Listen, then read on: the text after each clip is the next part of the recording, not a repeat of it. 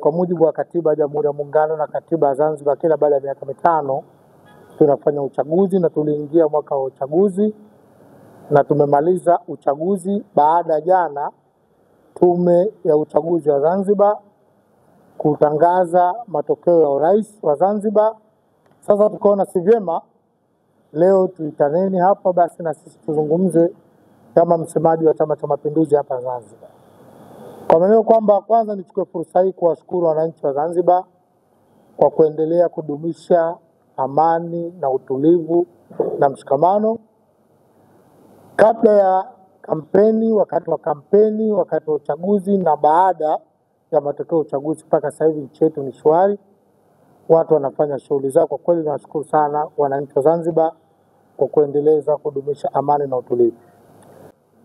Mgombea wetu wa rais amepata 74.8%, kapata kura zisizopungua kwamba 448,000 nadhani, na ushe takwimu inazo hapa 892,000 ukilinganisha na mgombea wa ACT Wazalendo rafiki yangu sahaba yangu Omo amepata kura 139,399, sasa na 23.22%.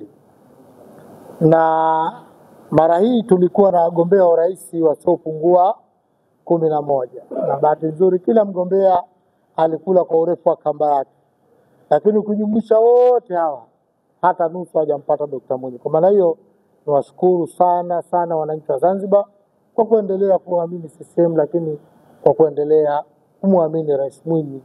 Na kwa kweli uchaguzi tumefanya, nyie mashahidi, kampeni tumefanya, lakini pia niwashukuru viongozi na wanachama wote wa Chama cha Mapinduzi kwa kusimama na mgombea wetu ama mgombea wao kwa ngazi zote, kuanzia ngazi ya kitaifa pamoja mpaka levuli kwa mabalozi wetu. Kwa kweli mabalozi wameenda kutuheshimisha kwa kuhakikisha kwamba mgombea wetu anapata kura nyingi, na kwa kweli tumepata kura za kutosha kabisa, ambapo tunaweza kutembea kifua mbele, ambacho kinachotufanya tuaminike na tuendelee kuaminiwa. Majimbo, Jesse anataka majimbo ambayo tuliopoteza. Kwanza Mtambile tumepoteza ubunge na uwakilishi. Chambani tumepoteza uwakilishi. Ole tumepoteza uwakilishi. Ziwani tumepoteza uwakilishi. Wete tumepoteza uwakilishi. Gando tumepoteza uwakilishi. Konde Gando tumepoteza uwakilishi, lakini Mtambwe tumepoteza ubunge na uwakilishi.